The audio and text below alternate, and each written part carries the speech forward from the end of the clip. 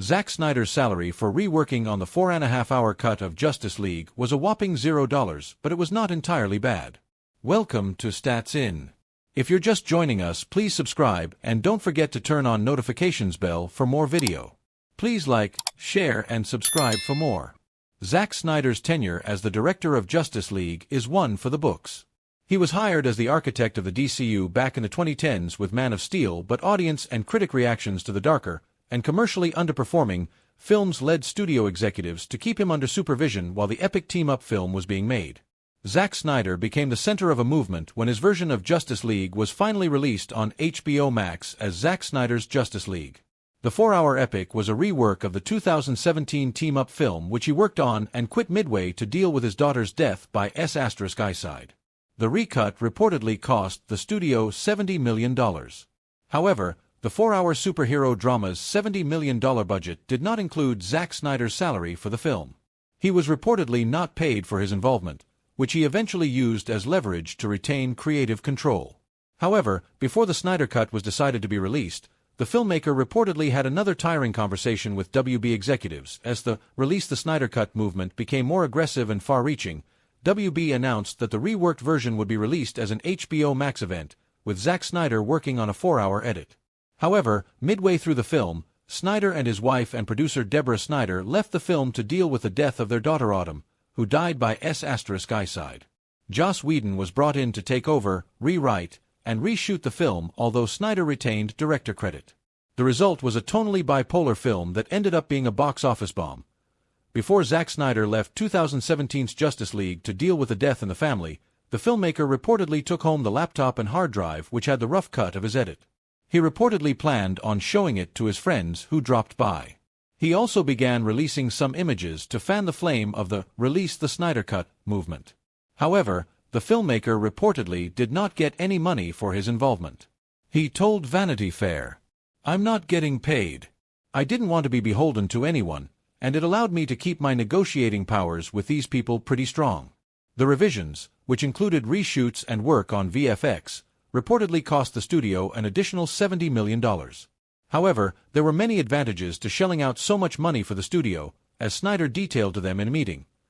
When WB finally decided to curb the movement by giving the fans what they wanted, they initially told Snyder to just hand over the rough cut. However, Zack Snyder was reportedly against that. He said, "I was like, that's a no, that's a hard no." And they're like, "But why? You can just put up the rough cut." I go, "Here's why. 3 reasons.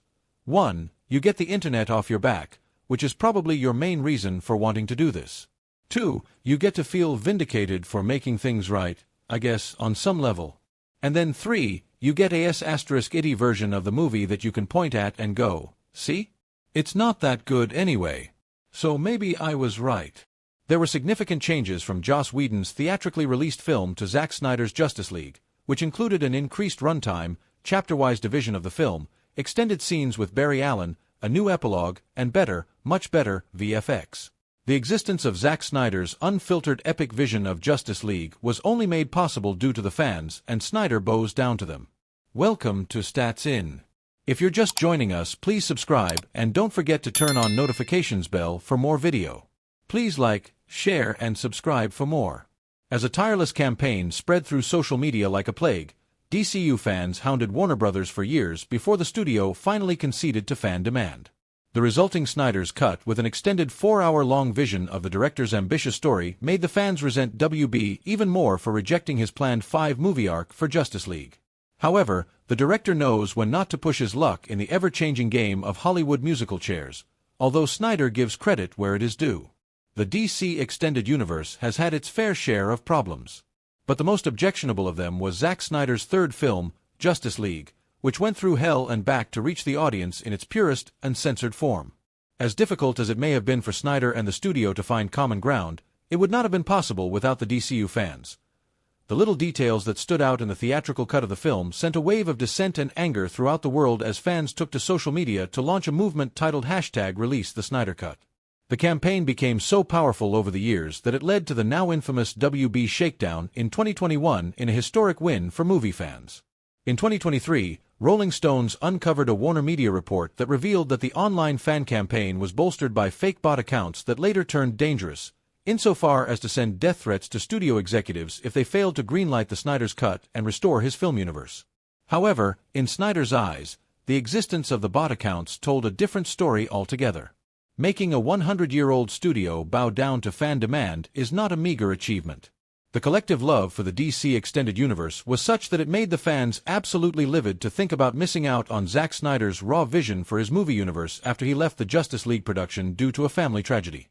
Meanwhile, Warner Brothers quickly arranged for a replacement who oversaw the post-production and editing of the film, although most of it was already done by Snyder before his exit. But Joss Whedon's PG-washed cut of the film was an atrocity that did not deserve a place in the grim-dark reality of the DCU, and the studio should have foreseen the drastic difference in Whedon's and Snyder's filmmaking styles. A 2023 interview with The Hollywood Reporter. When asked about the toxic campaign of the Snyderverse Legion and the eventual cyber harassment and threats made against Warner Brothers personnel, the director claimed, although not an entirely suitable method of handling rejection, the DCU fans did everything in their power to stand up to studio censorship and the oppression of creativity.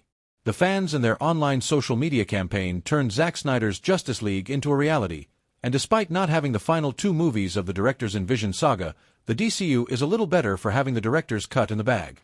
However, when it comes to the fan movement that turned toxic in Snyder's favor, the director has little to say, let alone criticize his fans for standing up in his favor and saving his film from studio politics. The truth is, it doesn't matter. The movie got made.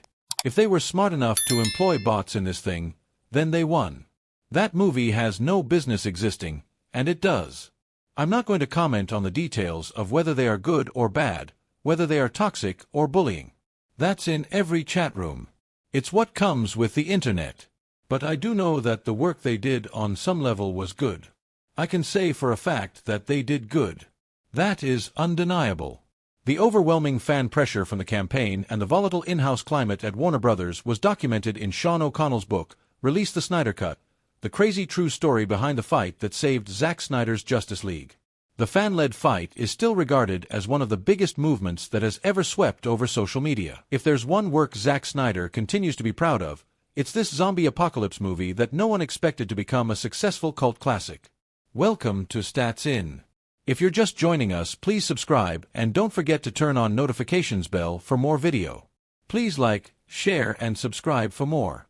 This May, Netflix offers new shows to keep subscribers entertained throughout the month, and one of the titles added to its library is Zack Snyder's 2004 horror flick Dawn of the Dead. Those who haven't watched this classic, consider this your sign. Zack Snyder is quite the controversial filmmaker of modern cinema. We're familiar with his stylized approach to movies, and he's made a brand of that for himself, but one of the biggest criticisms in his works is his own inconsistency. It's safe to say that he is sort of the hit-and-miss type of director. He is widely known for his efforts on the DCU and the 300 franchise, but many sometimes forget he was also the one